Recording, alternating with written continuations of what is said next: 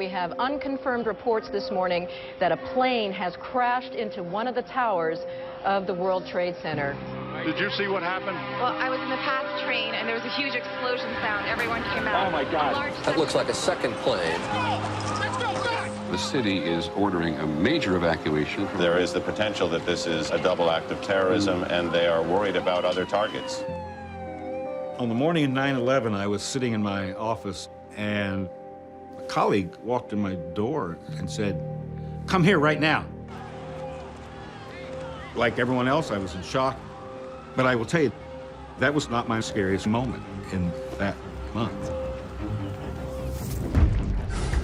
A Florida man has contracted a potentially deadly form of anthrax. In just a week's time, we have had 4 confirmed cases of anthrax. Letter sent to Senate Majority Leader tested positive. The worst case of bioterrorism in this country. The government is scrambling in case there's a worse anthrax or other nightmare scenario. In September and October of 2001, the whole problem of biological weapons became absolutely real. There are 2 biological weapons that most people put at the top of the list, and that's anthrax and smallpox. Anthrax is not contagious, and smallpox is. So what smallpox could touch off would be much more consequential.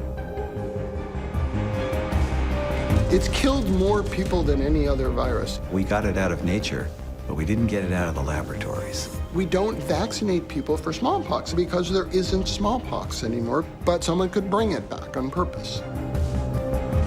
We could eradicate smallpox from nature and from the world, but we could not eradicate it from our souls.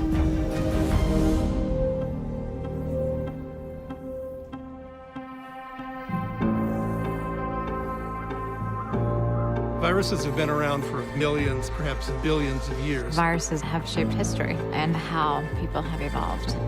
They are ubiquitous, and they come in all shapes and sizes. If you took a teaspoon of seawater, you might find millions of viruses in it, in 1 teaspoon.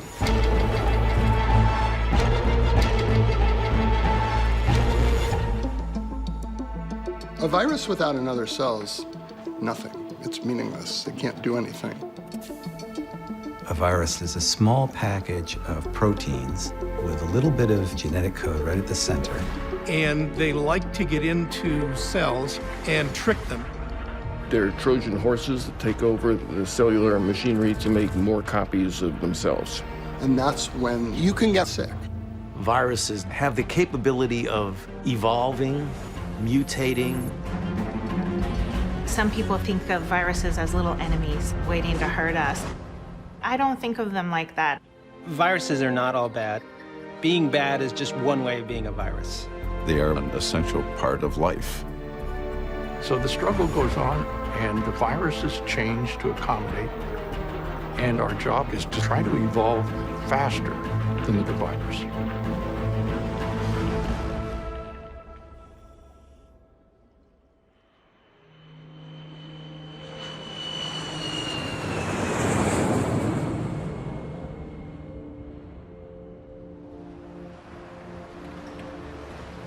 I do solemnly swear or affirm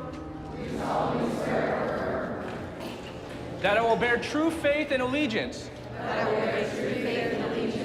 to the Constitution of the United States. Good job, good job. I'm Drew. I'm going to be in the Unified Command today, and you guys are here because we're doing a point of dispensing exercise, right?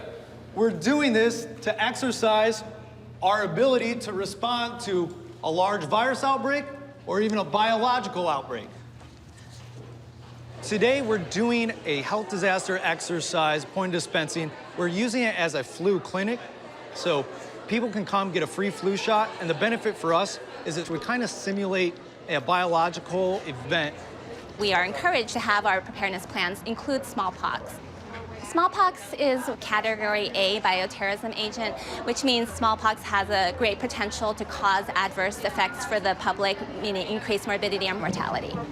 And there is concern that smallpox virus may be used in an intentional attack to harm the public. Before vaccination came along, smallpox was one of the biggest killers and mutilators of mankind. It's probably killed more people than all the wars in all of human history combined.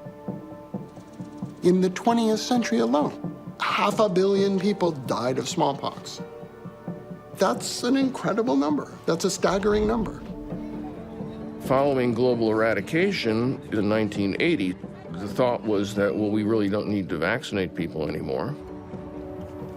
Most of the world has not been vaccinated against smallpox. So we are basically in a time when most people would be very susceptible to smallpox infections. With a virus like smallpox, what you have is a ticking biological time bomb. This is what a weapon of mass destruction in the 21st century looks like. And if this were dry powdered variola virus, you carry half a pound in a briefcase and release it in the subway system, and it will change the course of history.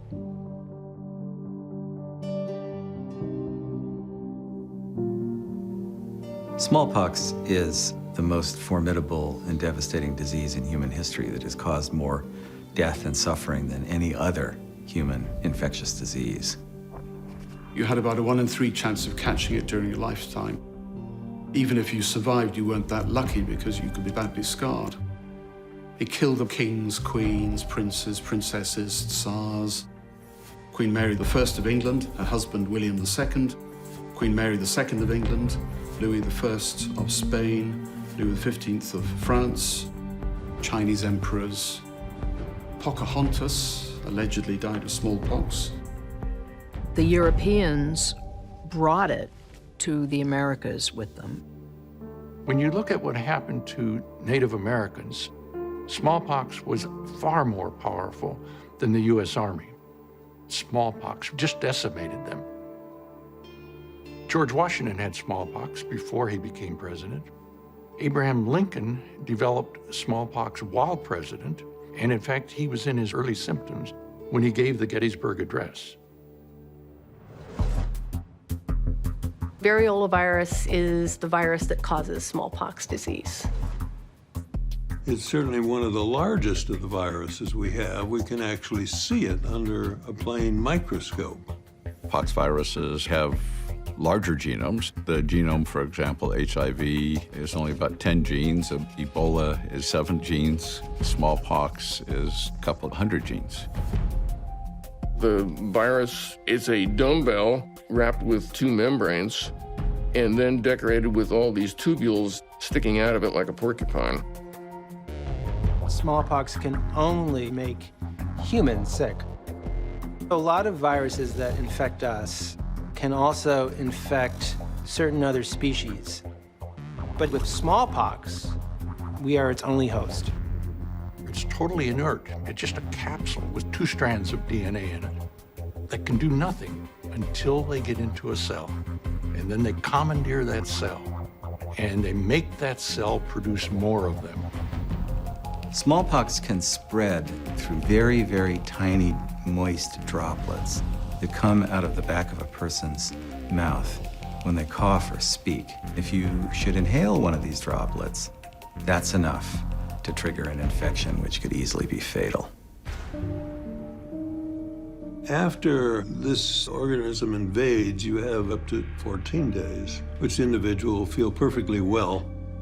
And then the individual will begin to experience a fever. And then eventually they get bumps, red bumps. These red bumps become blisters. Blisters and then pustules. For people who have a very mild disease, they may just have a dozen or so of these lesions. People that have really severe smallpox, it's confluent, it's all over their body. These people don't want to move, they don't want to even bend a joint because they'll start bleeding and they're hurting. And they're some of the most miserable people that you can imagine. When smallpox invaded the body, you had the same rash that you had on the outside of your body going on in your throat, lungs, esophagus, stomach, intestines. It was terrible. There was no treatment except to try to keep people comfortable. It had a death rate between 20 and as high as 50%. Doctors have never been able to identify exactly why a person dies of smallpox. It can simply overwhelm, devastate, and crash the human immune system. Smallpox is a true monster.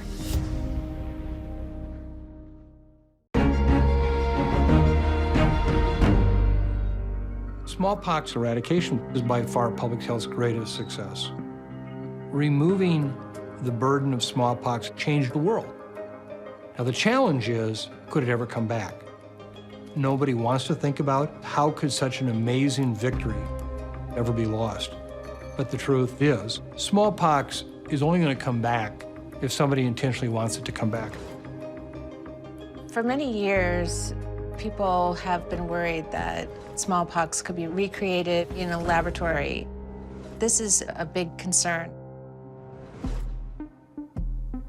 In 2016, a scientist in Canada, David Evans, ordered pieces of DNA from a laboratory in Germany, and he stitched them together and made horsepox virus. Now, all these pox viruses are very much alike. It's only smallpox that is devastating to humans. But if you can splice genes together to make any number of pox viruses, you can do it with smallpox just as easily. No one had ever made a virus related to smallpox before. Dr. Evans was the first one to actually do it. Now, this was a big deal for both scientists and for national security personnel because the technology and techniques to make horsepox would be exactly the same as what it would take to make smallpox. If smallpox were to reappear just as it was before, it would enter a world that has very few people vaccinated, and it would be truly devastating. In the 1700s, smallpox was just a never-ending nightmare. You were always terrified of the next big smallpox outbreak. It could just claim your whole family. And so one of the most important doctors to ever have lived, if you just think about the number of lives saved, was Edward Jenner, because he introduced the whole concept of vaccination, period. Changed the world, changed everything. What Jenner came up with was just bloody genius. Jenner's a country physician, careful observer and listener.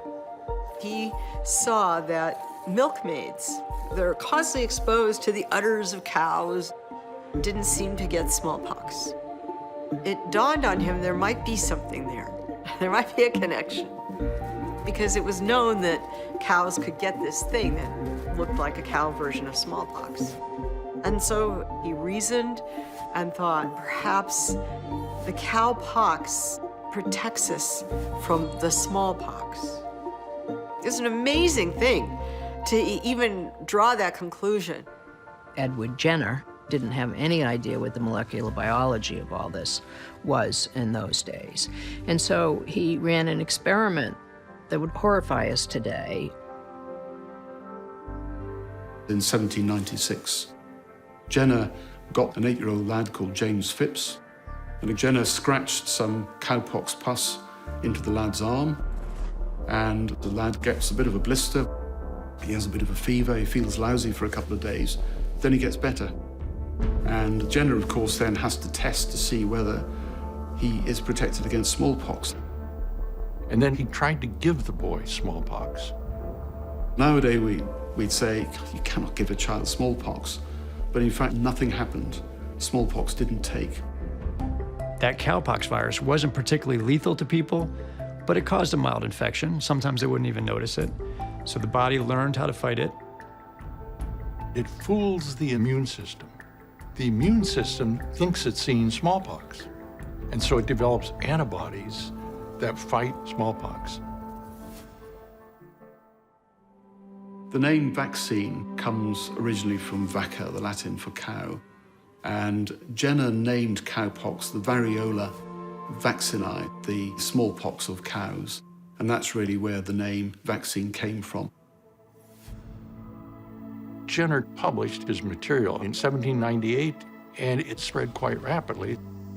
Thomas Jefferson had the vaccine 3 years later, by 1801, and he vaccinated his family, his slaves, neighbors.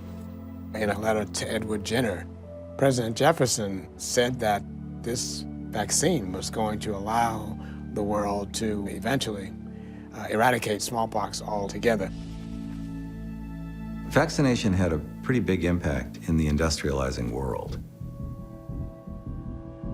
By the mid-1900s, smallpox was pretty much a thing of the past in countries like the United States or in Europe. But in much of the rest of the world, smallpox was continuing to kill millions of people. But the U.S. was subject to importations and knew it until smallpox was eliminated around the world.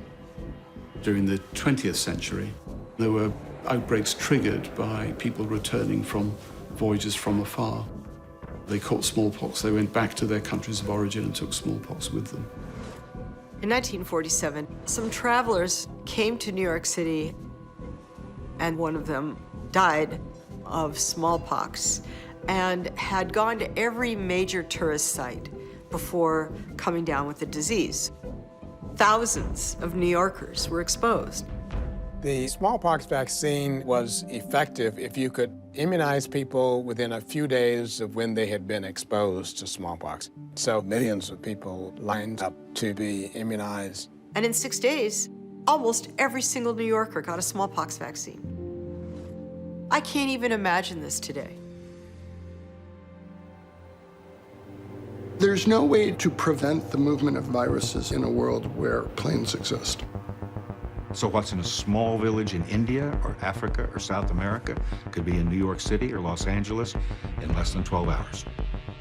But even back in the 1960s and 70s, scientists knew that as long as there was one case of smallpox anywhere in the world, well, it could come back again. So scientists looked at the virus, looked at the tools that were available. They said, we could eradicate it. This is actually a virus that we could wipe off the face of the earth.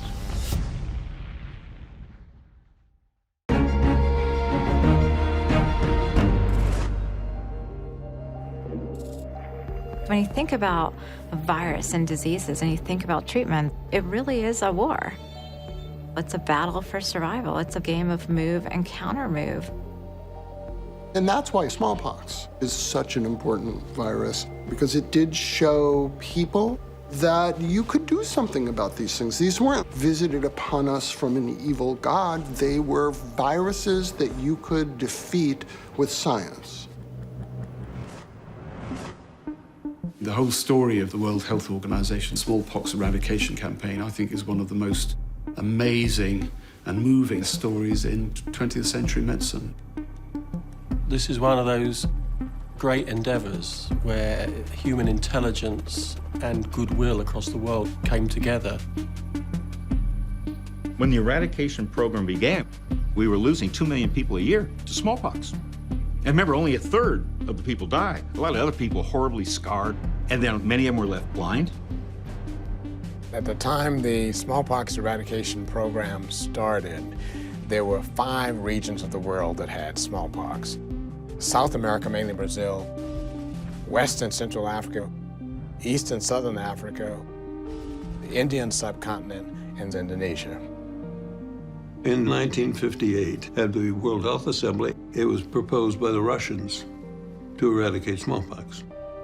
This was the first time the Russians had been in the World Health Assembly for years. So all the countries said, okay, this is what the Russians want. Let's keep the Russians happy. And so we'll approve it. Nothing like the eradication had ever been attempted before. The rumor is the then Director General thought for sure this would fail, and so he decided, let's make the head of it an American. Then when it fails, we can pin it on this guy Henderson. In the early 1960s, I was in the Centers for Disease Control, and my name came up to go. I didn't want to go. D.A. Henderson got dragooned into going to Geneva and running the smallpox eradication. And he scratches his head and tries to figure out, okay, you know, how are we going to do the equivalent of a moon landing with this virus? It was plunging into deep waters to take this on.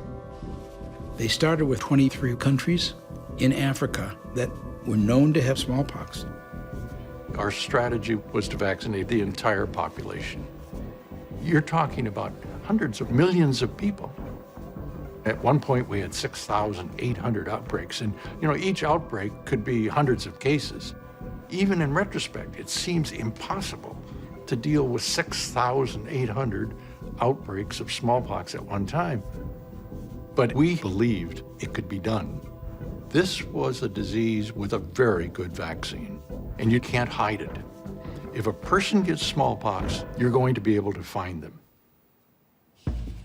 West Africa was deemed to be the most difficult because it was relatively densely populated and it also had the worst infrastructure. In December of 1966, we got notice of a smallpox outbreak in eastern Nigeria, but we didn't have enough vaccine. We had a little bit, but not enough. So we couldn't do mass vaccination. So what we did was we used a network of missionaries who would get on the radio every night and report new outbreaks. And with a map in front of me, I divided up the area to ask each missionary to send runners to the villages in their area the next day. 24 hours later, I knew exactly where the smallpox cases were. And so we were able to take our small amount of vaccine and go into those villages. We vaccinated them, and the outbreak stopped so fast that it took our breath away. So Bill Foege stumbled upon the notion of what is called surveillance and containment, or ring vaccination. And it happened because they simply ran out of enough vaccine. They just vaccinated around the cases, and lo and behold, bingo, it disappeared because the virus had nowhere to go. In one sense, we outthought the smallpox virus, which shouldn't be hard to do when you realize they don't have a brain, but that's what we were trying to do. One by one, other countries were able to accomplish this. And by 1973, India was the biggest problem left. In 1974, India had about 500 million people. They lived in about 120 million houses in about 500,000 villages in 21 states. And to eradicate smallpox, it meant that we would have to visit every single house in India. And ultimately we did. We visited 120 million houses in India every month for about 20 months. We did more than 1 billion house calls. It was a crusade. They were inspired, not only by one another, but by the fact that, my goodness, we can actually get rid of a disease. We chipped away at it with our Indian team until we were able to show that we were containing more outbreaks than we were getting new ones. And that was the tipping point. It looked like it was coming together, and it was in February of 1974 that then finally decided with Bill, we can do it. I think that last year was probably the most incredible public health story that I have seen in all of global health history.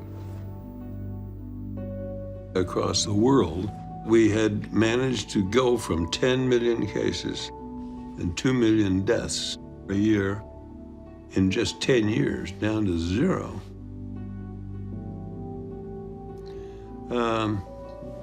You feel pretty good about it. Smallpox eradication was one of the greatest accomplishments of the human race. I'm sure there are literally billions of lives that have been saved as a result. Good news from Geneva. The World Health Organization has made it official. Smallpox throughout the world has been virtually eliminated.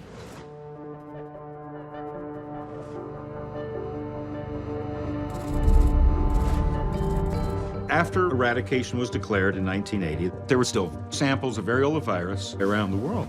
One accident, one confirmed case is a pandemic. Smallpox was still a threat. Hospitals all over the world had blood samples and samples of scabs from people with smallpox that were collected during the course of ordinary smallpox outbreaks. But all this material was infectious.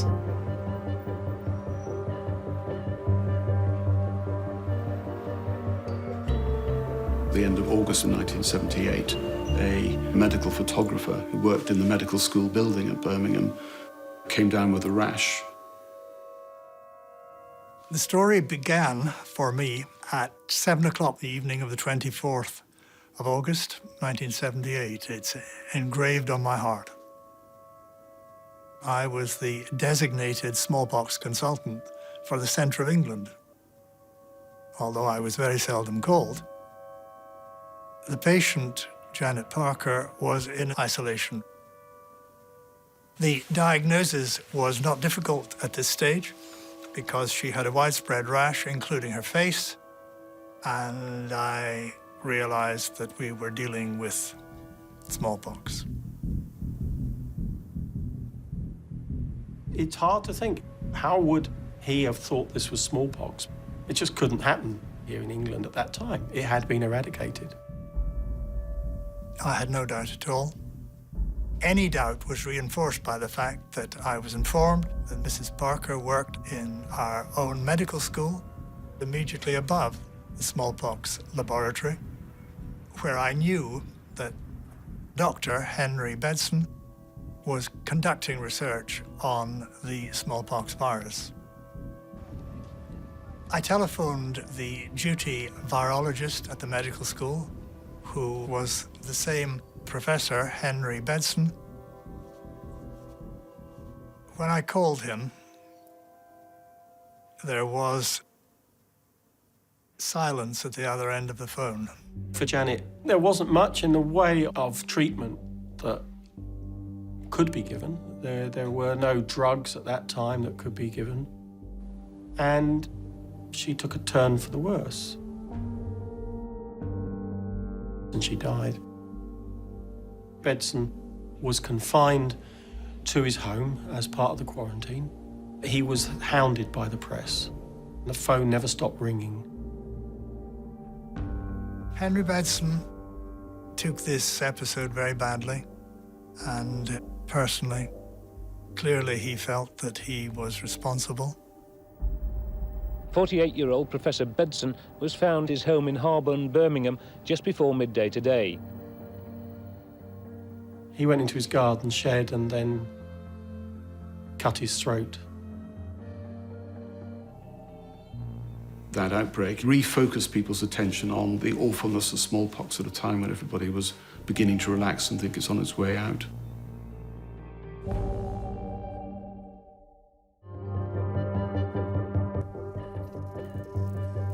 At that point in time, the decision was to ask countries to voluntarily identify any potential stocks or materials they had and to consolidate them. The compromise that was worked out is that the virus would be kept in two places. One would be the Centers for Disease Control and Prevention's highest security lab in Atlanta, and the other would be the Ivanovsky Institute in central Moscow. By shipping them to those two centers, the idea was to do some sequencing of the virus, learn as much as we could about it, and then destroy it. That was the intent. That was the deal, that they were going to actually destroy the virus at the end of it. But that didn't happen.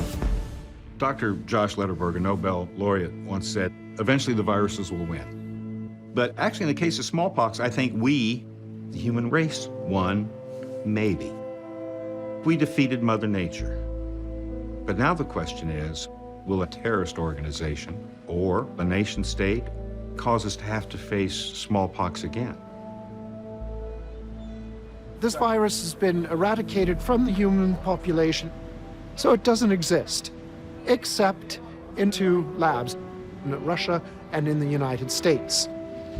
We now take up agenda item 14.3, smallpox eradication, destruction of variola virus stocks. So the question has been, should the virus be kept, or should even these last remaining samples of virus in highly, highly secure labs be destroyed? The risk of re-emergence of smallpox has changed significantly. We believe the WHO should reconsider this agenda item in 5 years or whenever research goals... After smallpox eradication, there was general accord that it should be destroyed. Everybody was fine with that in the early 90s. But then the concerns about its use as a weapon became more and more highlighted. In the 1990s, as the Soviet Union fell, several scientists defected and started telling the Brits and us of secret weapons programs using various viruses and organisms that have been going on since the 1970s. Now, a defector named Ken Alibek brought with him evidence that the Soviet Union had laboratories scattered from St. Petersburg all the way out to Siberia. Ken Alibek was a Kazakhstani. He was the deputy director of Biopreparat, the offensive biologic weapons program in the Soviet Union. Where not only were researchers developing biological weapons out of smallpox and other dangerous organisms, but perhaps more importantly, they were developing weapons systems for the delivery of viruses to human populations. 40,000 scientists and engineers making bioweapons. They had stockpiled up to 20 liquid tons of weapons-grade smallpox in huge tanks. They were focused on biological weapons that would have the greatest potential to cause harm to their enemies, and they saw smallpox as being on the top of that list. Bill Clinton started looking at the bio-threat in the late 90s and the details of what Ken Alibek and the other defectors said, and he got very concerned. And what came out of that was the thought that the U.S. is just not ready to declare the stocks valueless. So the U.S. government took it to the World Health Organization and said, we would like to pull virus back out of the freezer and do the following types of studies. The work was largely oriented around getting new vaccines and new antivirals. In 1999, at the World Health Assembly, the United States put forward a resolution asking for a delay in the destruction of the smallpox stocks. The committee agreed to authorize temporary retention up to not later than 2002 of the existing stocks of variola virus.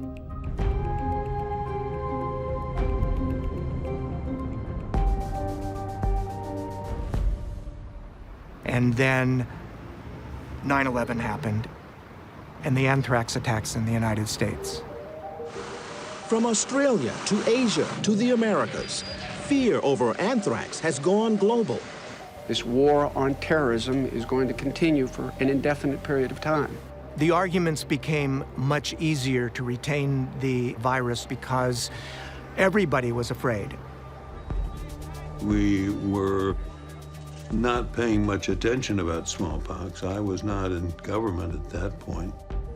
And the Sunday after the attack, I was called to meet with the Secretary of Health because it wasn't clear where we stood on stocks of smallpox vaccine.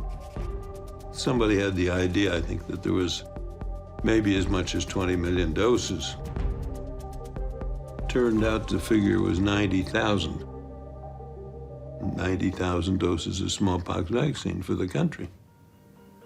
D.A. Henderson went down to the White House and went around Washington, and he basically twisted a whole lot of arms and got a whole lot of money. We went full steam ahead, and by 18 months, we had 220 million doses. The end result, quite quickly, was a national stockpile of smallpox vaccine so that every person in the United States could be vaccinated in the event of a national or global smallpox emergency. We have enough doses of the smallpox vaccine, But people need to be aware that the prospect of using this virus as a biological weapon hasn't dimmed at all.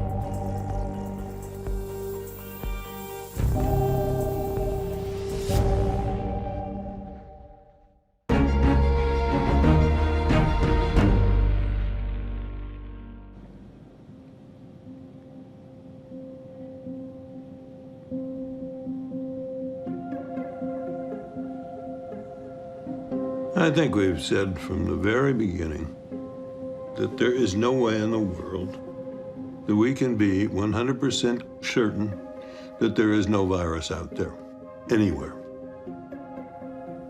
The Strategic National Stockpile is the nation's repository of medicines and medical supplies that we think might be necessary to respond to a public health emergency anywhere in the United States. The Strategic National Stockpile was put in place following 9/11. It's a very large pre-purchase of countermeasures, diagnostic kits, masks, vaccines, antibiotics, things that could be used in a major bioterrorist event.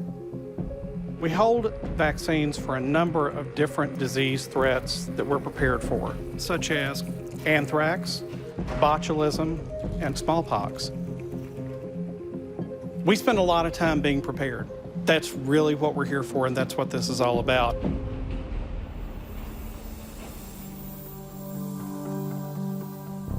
There are at least 3 occasions where I know that catches of smallpox virus have been discovered, as we just found out at NIH. In 2014, they found 6 vials marked smallpox at NIH in Washington, and they were all not only smallpox, but they were potentially infectious smallpox. The smallpox was all supposed to go into the 2 freezers in Russia and the United States. But we know the Soviets spread it out all over their system, so have we got it all? Did we ever even find it all? I don't believe there are only 2 samples of smallpox on Earth. It's out there in other laboratories. It's out there in other freezers. So according to the State Department, there are nations that we really suspect of having variola virus, whether they have old samples or whether they create it through genetic engineering. And I know a lot of people said they can make it. Today, synthetic biology offers the potential of being able to create smallpox from scratch in a laboratory. Synthetic biology presents enormous potential benefits for humanity. We can potentially make new foods and new medicines and new crops and new fuels, but we have to also be aware of the potential risks. And one of those risks is the creation of viruses.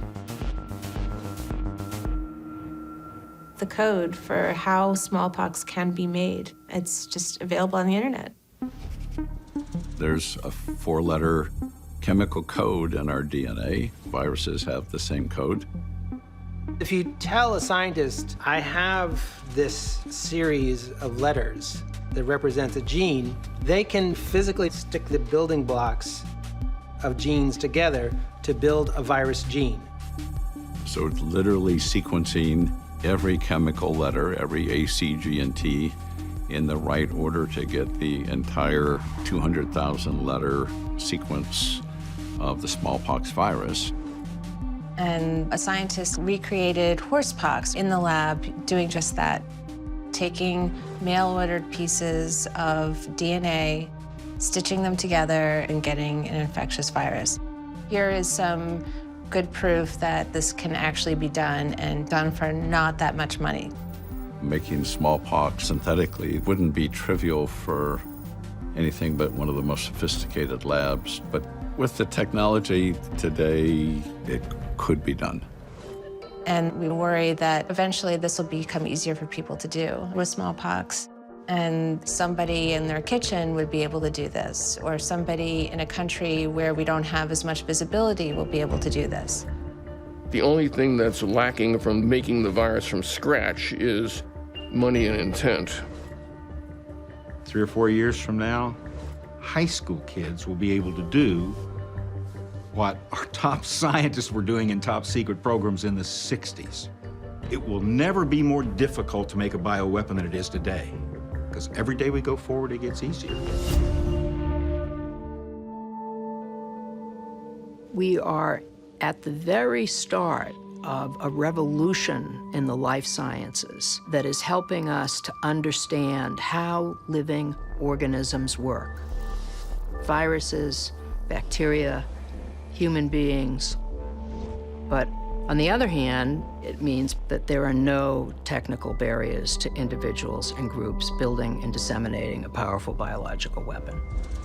All of the know-how, all of the materials are out there and available. Smallpox is very much a concern today. What I'm really worried about is not natural smallpox, but is engineered smallpox.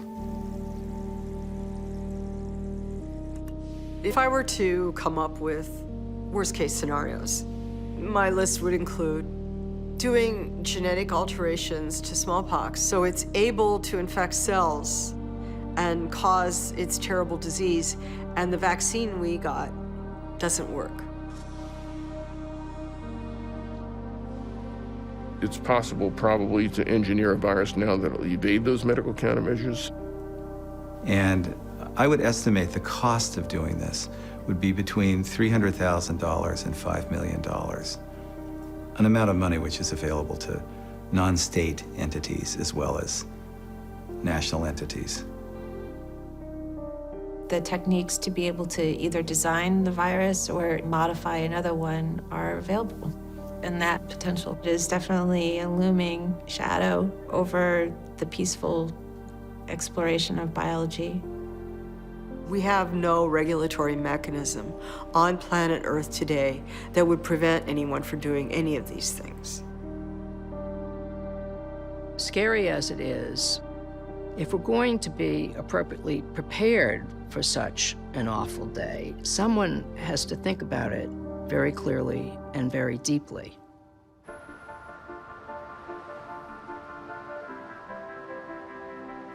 So, the question is today, are we prepared?